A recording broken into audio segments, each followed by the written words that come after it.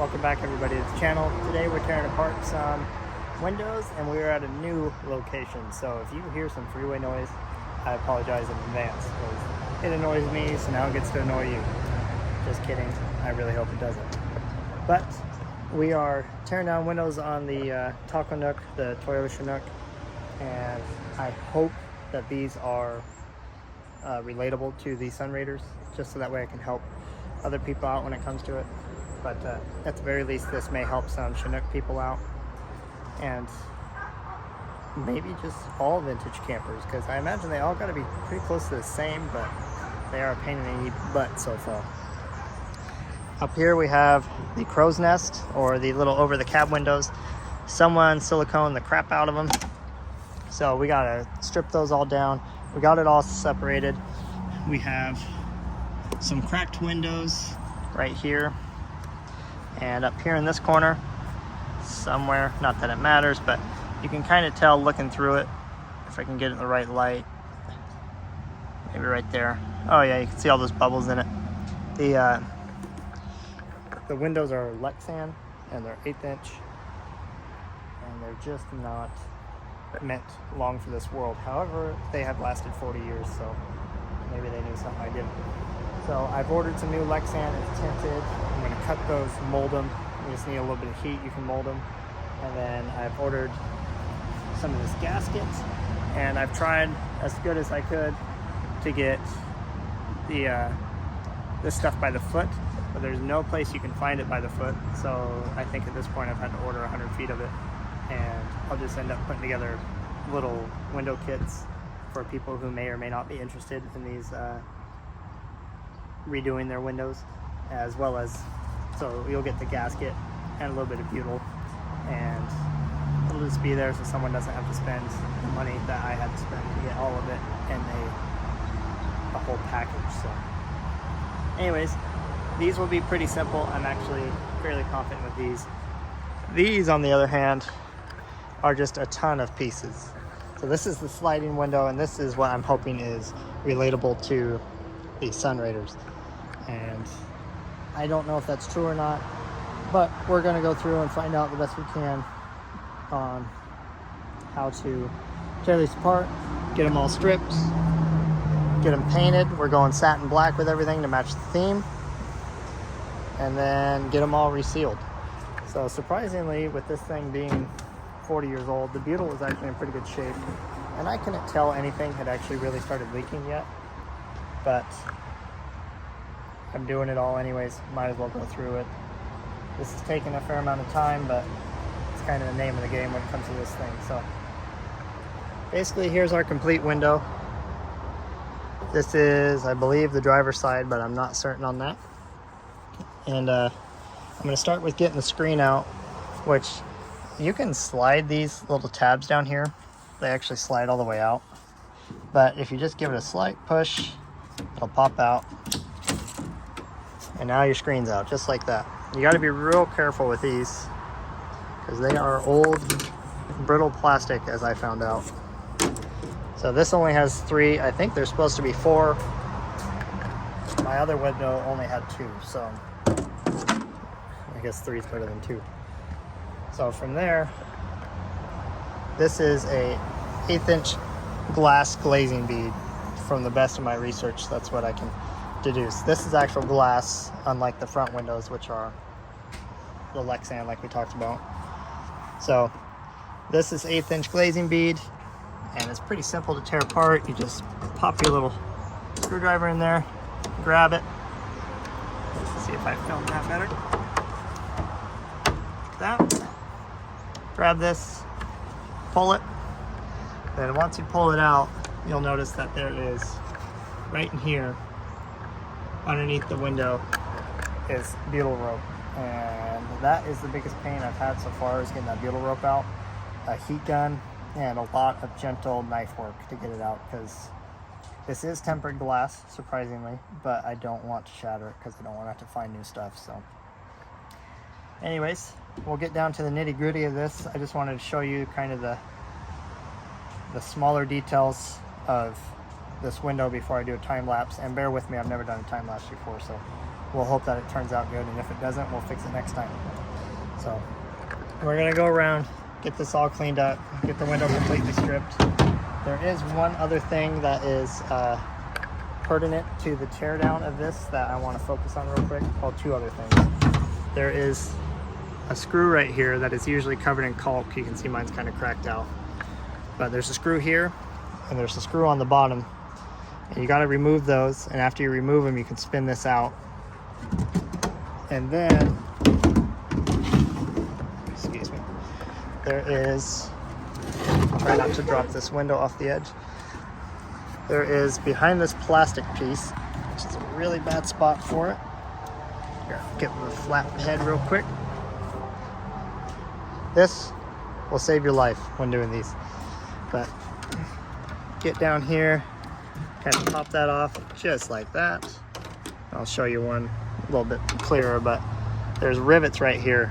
And this is how they hold these windows together, and I'll touch on that on the crow's nest too. But these, you drill out, and after you drill it out, this whole frame will separate, like over here. This whole frame separates. And then that's how you get part of the window out. And when you go to reinstall them, you simply just put those rivets back in with the, it's got a little metal tab that goes with it. And these crow's nest windows are the same way. That is the only thing that holds these windows together, is that little bar in there, which you can see that one's gone. One of them actually snapped. It's actually still in there. You can see it. So they're old, they're rusty, they're crusty, but you just drill them out, and then you can separate your windows, redo all the seals. The crow's nests are super simple. Again, these ones are going to be a little bit more tricky with the amount of butyl rope and stuff, so I'm going to go ahead and try to set up a time lapse. I think I have all the finer details. Oh, I said I was going to show you one of these real quick. Move this over again. So right here, these plastic clips, and I don't know what these clips are for, except for maybe to space the window away from the cab so it doesn't squeak.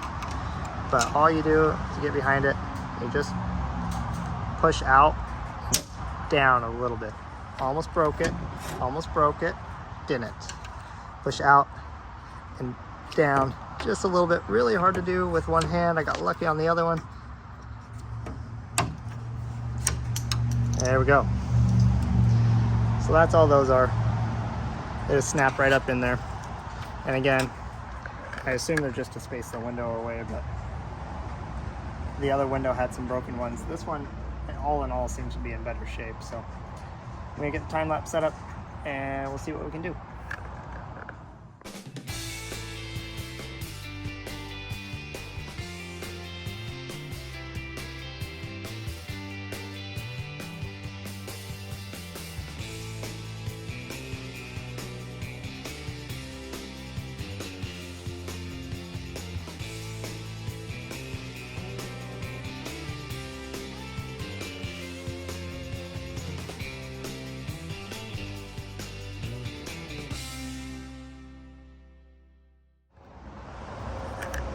Holy crap, that time lapse made it look easy. It was not that fast, let me tell you. So, be mindful. I did this on the grass last time, but I figured it'd be easier to film up here, so I was kind of putting the glass on the tailgate. You saw me throw some towels under there. Yeah, smart idea. Be careful where you're doing it. No damage is done to the glass, but could have been. So, anyways, we got the windows all pulled out. And here's another thing I wanted to touch on as far as the plastics that you can kind of pull off of this. And these are some sort of cushion. Let's see if there's a good one on this window. There doesn't appear to be, which is kind of alarming. See how that plastic kind of broken? Let's see if we got a good one over there. Actually, I think I took them off. Got my bucket of parts here. Yep. So these slide over. This is the sliding part of the window. They slide over just like that, and they add a cushion to allow the window to glide in those channels a little easier. Well, now all but 2 of the 8 of mine are broke, so That kind of sucks, but they weren't that bad to move before, so I guess it is what it is. We'll just put it back together and hope it works. This whole window, excuse me, this whole window sliding mechanism pops out as one unit, and I left it in here when I pulled the glass out this time. Last time I removed it first and then pulled the glass out. I think it was probably a little easier to do it this way. It's a little bit more awkward, but there's a little bit more to grab onto, so it's kind of a win-lose scenario. But you can take these screws out here on the end. I would recommend some WD-40 over there, like I have, and you can take those screws out, and then that'll pop off. Or you can, after you undo that, you can just spread this open like you saw at the last little end of the time lapse there, and then that will allow it to fall out. But it definitely isn't the worst thing I've ever done in my life. I would definitely recommend people to do it if you're having window leaking problems.